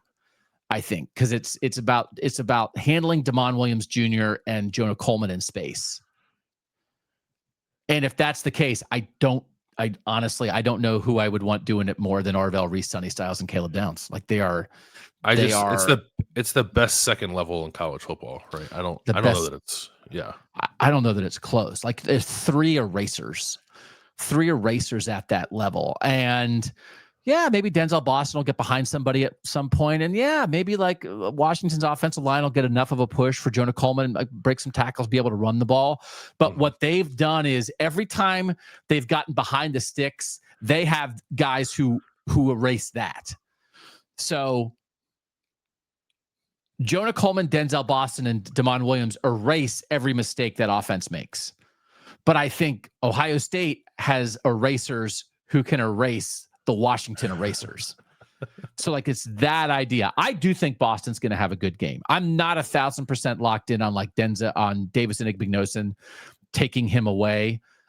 I'm curious to see if when he's matched up against the Ohio State corners who aren't quite as big, how much that will matter. He's just not going to be in the slot that much. It's mostly going to be him against Matthews and Igbinosun. And I think he's excellent. I thought it before, but I think it even more now. I do think he's going to have a pretty decent game, but I do believe what I believe in the most is Ohio State's ability to not let Washington dominate on third down because they have enough guys who can track people down. Yeah, and the third down packages schematically have been pretty diverse and confusing. So that'll come into play. I'm more worried about like Davis and Igbinosun having a boxing match with Denzel Boston down the field and who gets called for the penalty than I am Boston maybe having like 150 yards and 2 touchdowns or something like that. Okay. Just a little bit on special teams. Pretty even. Grady Gross for Washington has 2 of 2 on field goals this year, including a 51-yarder for his career. He's 76%. Jaden Fielding for his career is 80%. So that's pretty much a coin toss. But you do think field position matters here, right? Yeah, Ohio State's field position this year has sucked. Ohio State, I have it here. So net field position, Ohio State is 126th in the country. Offensive starting field position, Ohio State is 132nd in the country. There are 135 FBS teams. Washington is 14th in net field position. A lot of those bad numbers are the Texas game. So Ohio State has started 11 of its 33 drives inside its own 20-yard line, and 5 of those inside the 10. All 5 were against Texas. So the field position actually against Grambling wasn't great either. But it's like I don't know. There's like wonkiness with the punt return game, right? Like they've lost a lot of yardage in punt return. I think the Texas game was just like kind of a bad field position game for both teams because of the way it was played. So I don't know that I consider it an edge necessarily for anybody, but like you don't want to be in this environment routinely starting drives inside your own 15-yard line if you're Ohio State. Yeah. Okay. I will say the second half against Texas, Ohio State forced 4 punts from Texas in the first half. Second half, 70-yard drive for Texas, stopped on downs. The next drive was the Jermaine Matthews interception. Next drive, 13 plays, 76 yards, stopped on downs. Then a 4-play, 60-yard touchdown drive. Then a 6-play, 38-yard drive, stopped on downs to end the game. Like Texas moved the ball in the second half once they figured out Ohio State a little bit, and once Arch stopped being scared and they started running him a little bit. So yeah, that's a little bit of what, like, I think Washington will move the ball, and it's based primarily on that because I think the Texas offense was just like shell shocked in the first half, to Ohio State's credit. But Washington at home, Damon Williams Jr. with a little more experience, Jed Fish knowing what's up. I don't think the Washington offense is going to be shell shocked, even though they haven't played anybody yet. Do you think they could be shell shocked? No, I don't think they're going to be shell shocked. The one thing about the Texas game is, so like this is, I guess, getting like a little bit in the weeds, but like these 5-man fronts, right, that Ohio State is going to play, that Washington plays. If you're going to just try to like run inside zone against those the whole time, it's tough because there's no double teams. Texas, which aside from the Ohio State game, has been more of a zone rushing team. was like all gap scheme against Ohio State. They just like ran counter, and like ran it pretty well. Washington is heavy zone team. Like 80% of Jonah Coleman's rushes are zone runs. They do run some counter, but not a lot. Not as much as Texas, not as much as Ohio State. So like the schematic answer to teams that want to play their front that way, Ohio State does it regularly. Washington does not do it that much. So like they would have to deviate from what they do normally, I think, to run the ball, unless they're just blow them off the ball. But I don't think that's going to happen. So like, yes, Arch found his footing a little bit and hit a couple nice shots.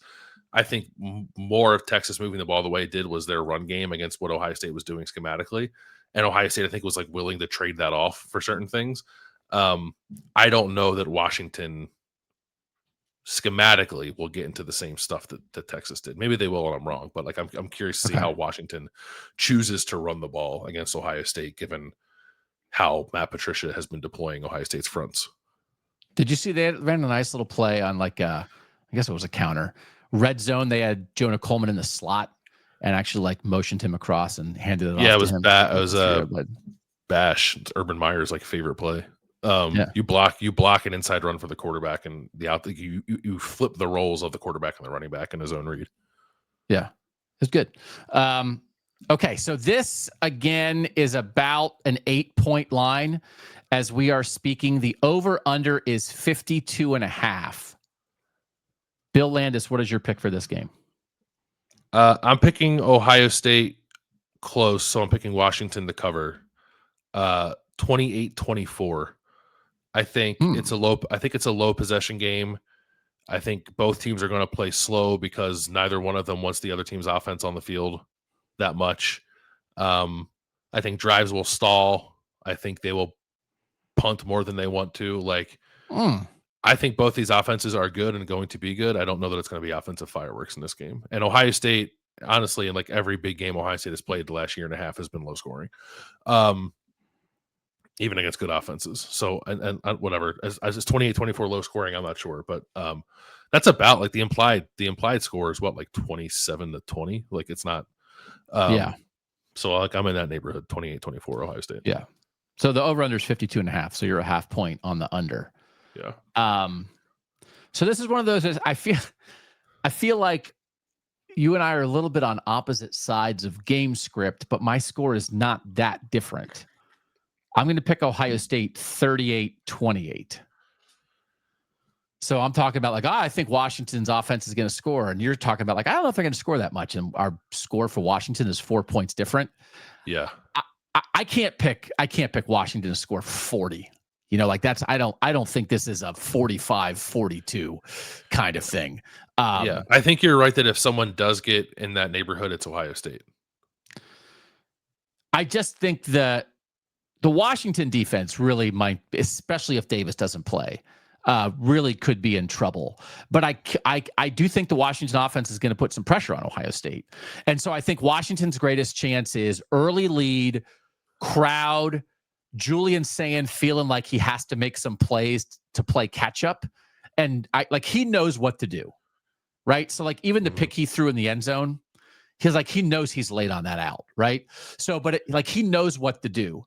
But if he looks at Jeremiah Smith on a play, if he's down 10-3 in the second quarter, and he looks at Jeremiah Smith and it's covered, and he comes back to the second read and it's Carnell Tate, and he hesitates slightly, and he knows once he hesitates, he knows I shouldn't throw it, but he throws it anyway, and now you jump the route and it's a pick six, and now it's 17-3. Like that's the Washington chance to me.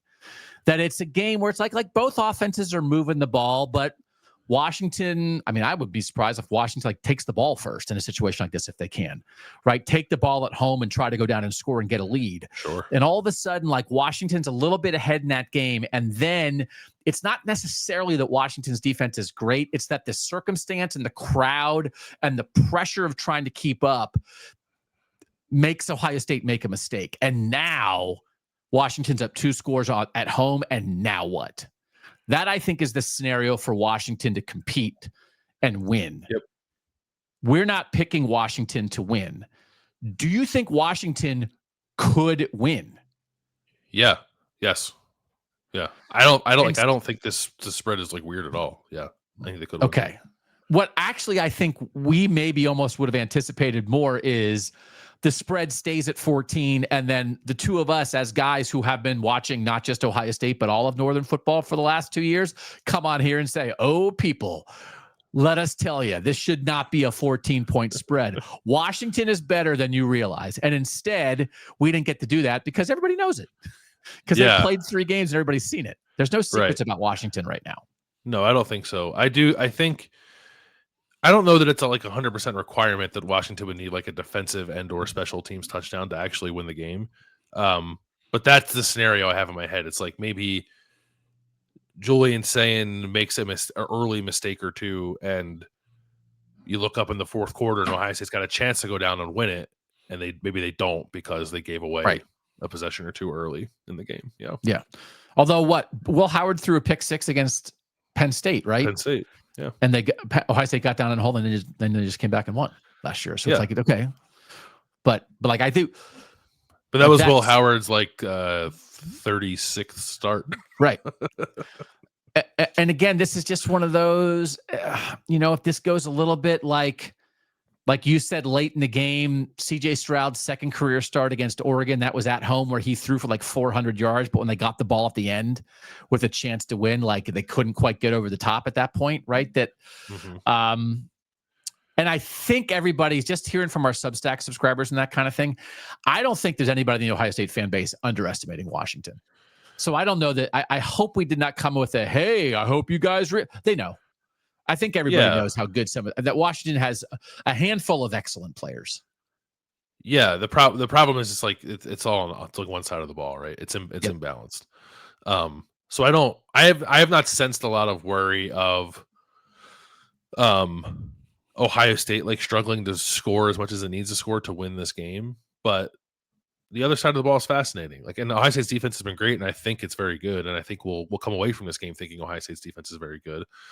But there's a possibility that Jed Fish has something in his back pocket, some schematic advantage that maybe, I don't know, Ohio State could be slow to adapt to. Like even that Oregon game a couple of years ago, right? It was that crack sweep that Ohio State never figured out. And I think Oregon got 2 or 3 touchdowns out of it, right? So I don't think Matt Patricia will be slow to adapt to anything as Kerry Combs was in that game, but maybe there's something, whether it's something on the opening script for Washington's offense that gets them down there to get a touchdown or some kind of trickeration, maybe. I think Washington could try some of that, knowing that it's a little outmanned talent wise. So but even beyond that, like they're just like they have dangerous offensive pieces. So I think Washington will hang, but I think Ohio State will win.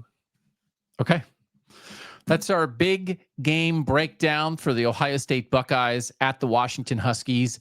We would invite you to come back. We're going to do Whatcha in a second. We would invite you to come and join us live during this game, Bill, for a full watch along live on YouTube. Find the Bill and Doug Show on YouTube. We're not going to put the 3-hour watch along after the fact on the podcast feeds because I don't know that would be an entertaining post-game listen for the fine folks, and we can't go live on a podcast feed. So we would invite you, if you're listening to this on a podcast and you don't normally watch on YouTube, come find us on the Bill and Doug Show on YouTube, and we'll be going live like the whole game. We'll just be sitting around, and we're not going to do play-by-play, but we'll be analyzing this, and I think it'll be good because, again, what we were doing before, we obviously know Ohio State inside and out, but we have a pretty good handle on Washington too, and so I think we'll be able to, in the moment, well, you'll be able to break it down, and I'll be able to make dad jokes, and I hope we have a good time. Yeah, we did it last year for the Penn State game. It was a lot of fun. So we're going to do that for this game, and then take a bit of a pause while the 7:30 games are happening, and then come back after the 7:30 games and do like a live nighttime wrap up too. Yeah, and then that will get into your podcast feeds, the full post-game show wrap, where we will cover Ohio State, Washington to some degree, but we'll cover Penn State, Oregon, we'll cover Alabama, Georgia, we'll cover Indiana, Iowa, we'll cover every important game, especially the Big Ten and Northern ones that happened. All right, we normally do this on our Wednesday show, but we're doing it here on the Thursday show. It's Whatcha Watching, Whatcha Eating, Whatcha Thinking, brought to you by your eyes, your stomach, and your brain. Bill Landis, what are you watching? Yeah, so this will all be tied into the travel I did last week, and my brother got married in Connecticut. So I'm still not. I have to like bear down and like pick some new stuff to watch. So I don't have like a new show to talk about. But we were driving back, and this is, I guess, like quasi what you listening to. But I just want to give a shout out to a guy that I think is doing a really good job in his profession.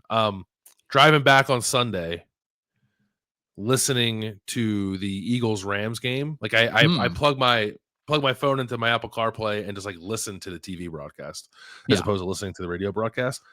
Joe Davis, the play-by-play guy for Fox NFL, he's like their number 2 guy now. He works with Greg Olson. He calls a game on television like you would call it on the radio. It's like very descriptive, much more descriptive than I think most television play-by-play guys are, which I don't even know that I would have noticed, or I don't think I really have ever noticed because watching it on TV, he calls a decent amount of Eagles games. But I found myself very much appreciating as I was only listening to it as I drove. Because I don't know, like if I'm listening to a game on the radio, I don't know if I'm assuming people do this. Like you like conjure an image in your head, right? You're like sort of playing in your mind what this might look like if you're not able to see it, but you need more information from the play-by-play guy.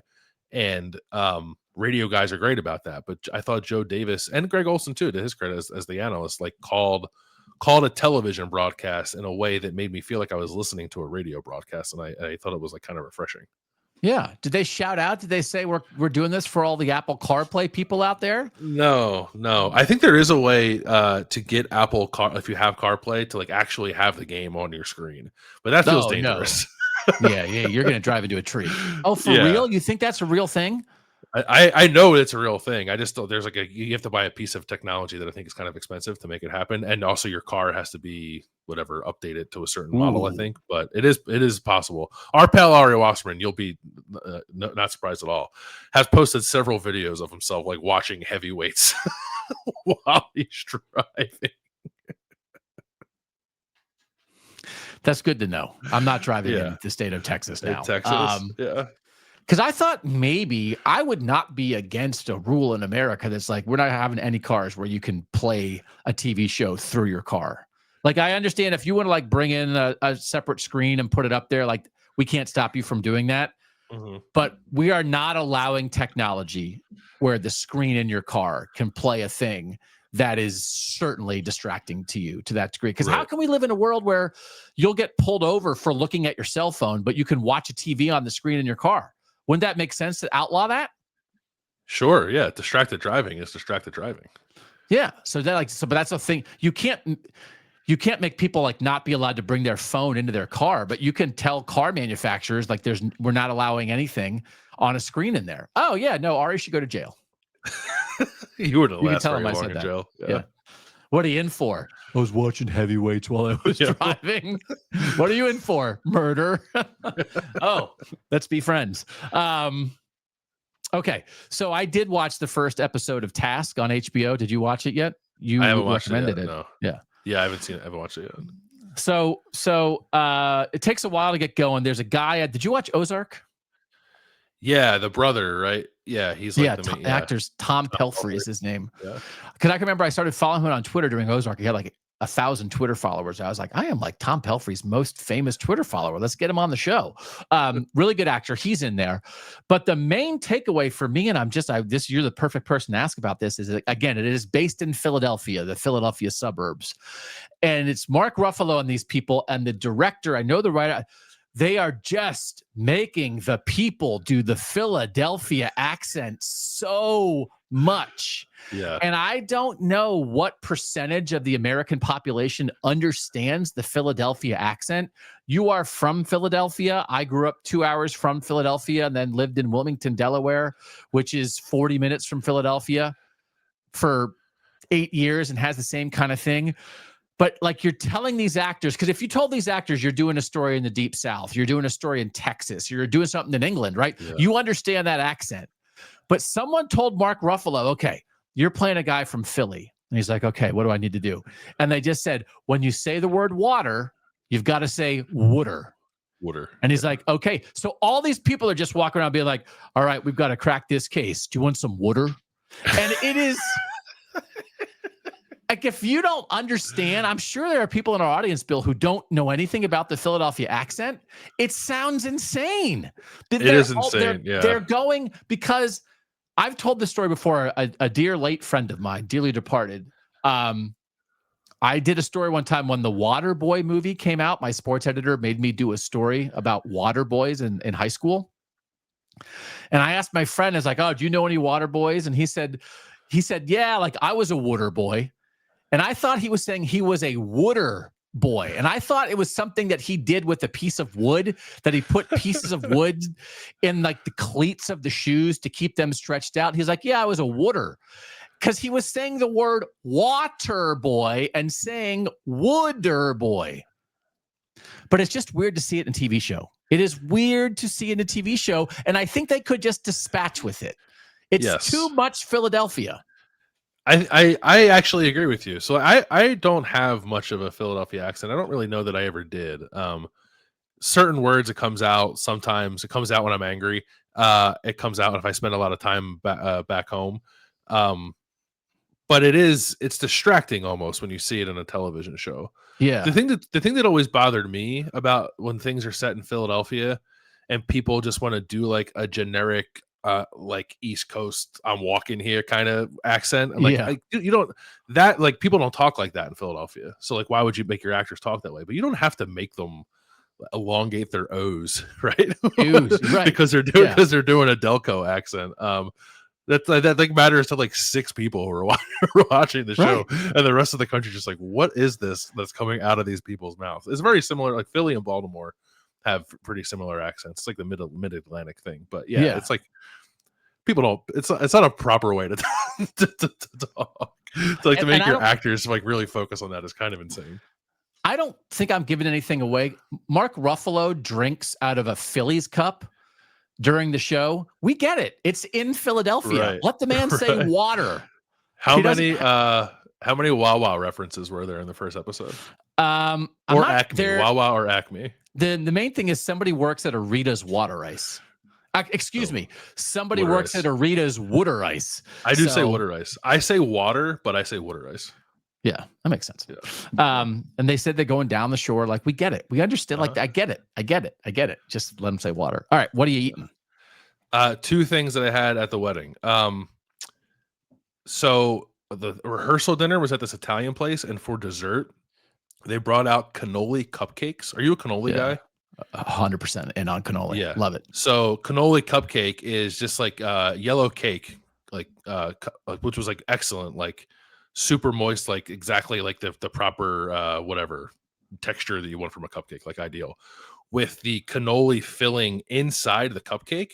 Oh yeah. But then also on top of the cupcake with the chocolate chips on top of it. It was awesome. Like it took everything in me to not have 7 of them after dinner. It's your brother's wedding. I know. Why would you stop yourself? Because the problem was like they had enough basically for everyone who was there. But I was sitting next to my brother and my now sister-in-law, and like they were like walking around talking to people. So like, their cupcakes were just sitting there staring at me for like 20 minutes. And I was like, I really want to eat these, but I didn't do it. I just had one. But it was the best cupcake I ever had. Nice. I actually like not even close. And then the other thing, so my now sister-in-law is Sri Lankan. So there's the dinner at the wedding was like a bunch of like South Asian food, which was really good. But at the end of the night, by the way, this is a great idea. Like you have your dinner, everyone's dancing, people are drinking. At a certain point, like you get hungry again. And you're like, where's the food's gone?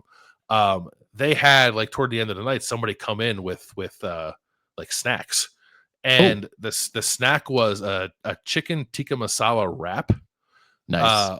But the bread was, I looked it up. It's called paratha, and it's like this, like it's kind of like pita, but it's like flakier, and like a little more buttery. And that was the wrap around the chicken tikka.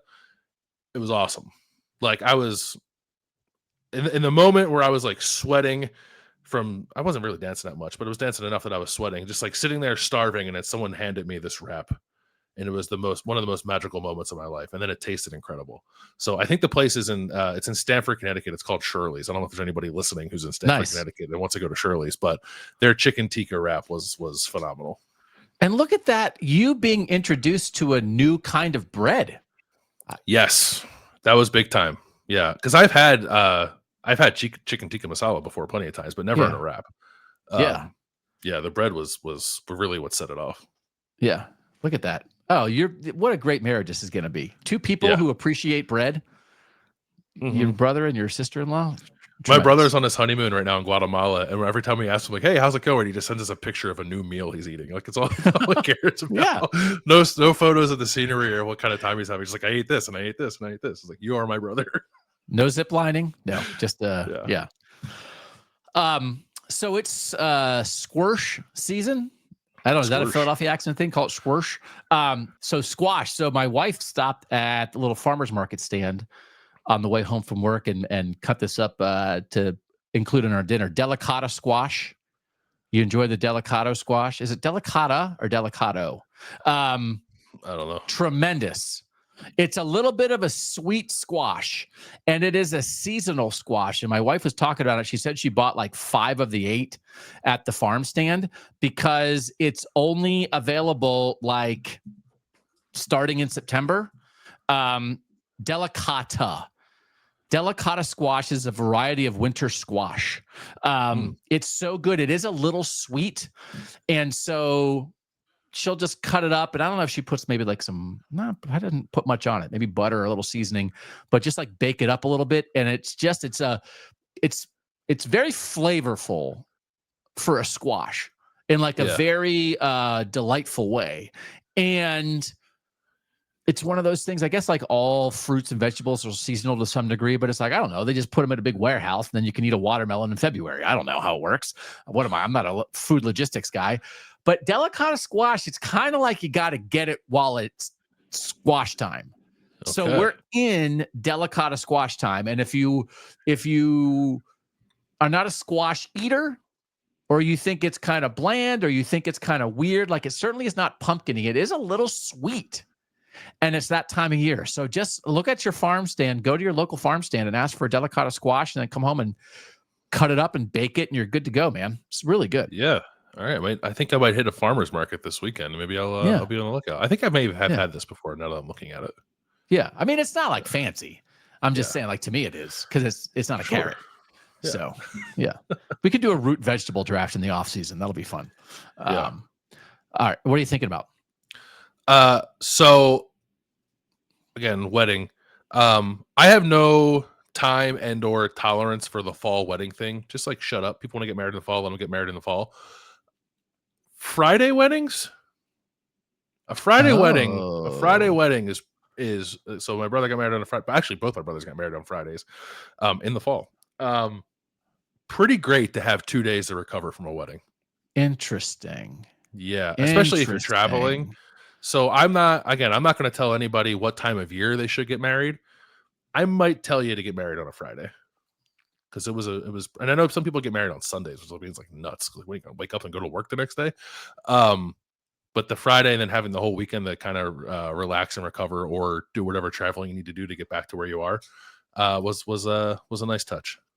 Because then it's got to be Friday night. Some people maybe want to get married in the afternoon, right? Yeah. So you go Friday night, but then you go right in. Then like the reception like must feel like party time. Like let's go. Yeah.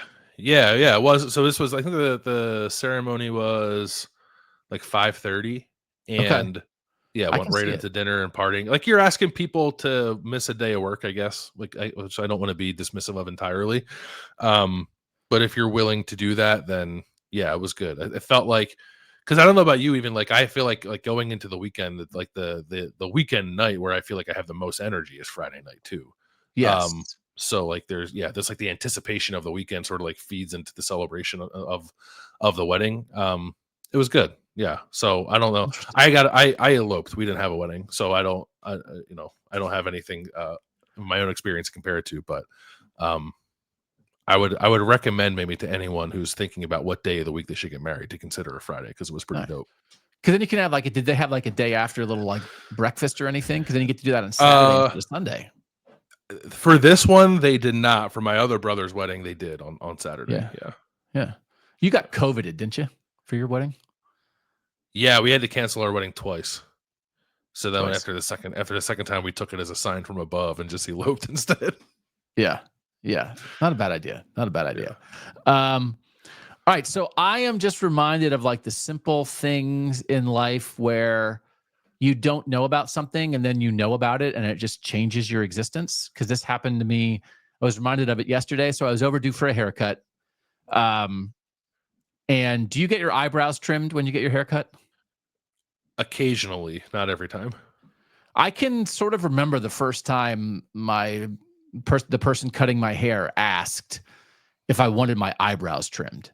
And I was like, what? What do you like? What is that?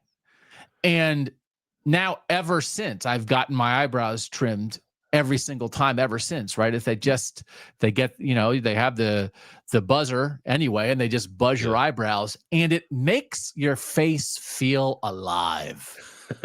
Like it's like a weight is lifted, especially. And then I'm always on the lookout, especially because I wind up staring into a camera and looking at my own face for a portion of my job.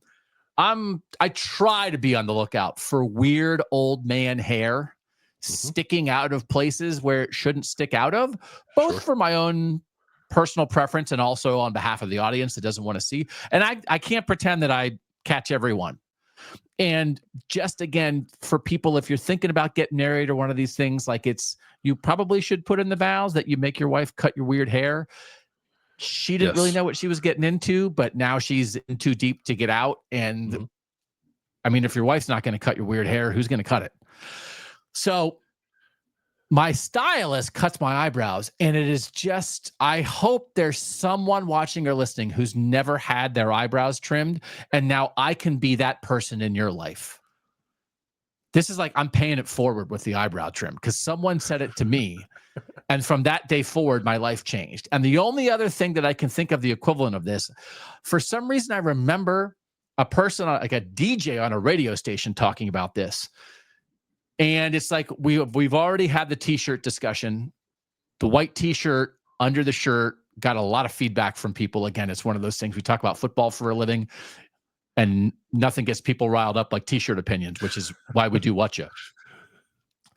But when you're wearing a t-shirt and a collared shirt, right? And then I feel like are we completely out of the tucked in days? Does anyone ever tuck a shirt in anymore? Are we completely untucked in modern society? People are still tucking. Yeah. Okay. We used to be a more tuck friendly society. I think I even bought a shirt one time from a company whose whole thing was like, we don't care what color our shirts are, what the design is. The whole point is it's made to be untucked. And it's like, man, that's a great design plan. You don't tuck your shirt in. But I feel like I was tucked more in the past than I am now. But I always found it difficult, like when you're tucking a t-shirt and the shirt in, right? You're doing a double tuck into a pair of pants. Yes. And then this radio DJ was talking about you tuck your t-shirt into your boxers. So the first layer of the shirt is tucked into your underwear. So the first tuck is a layer, and then the second tuck is just into your pants, right?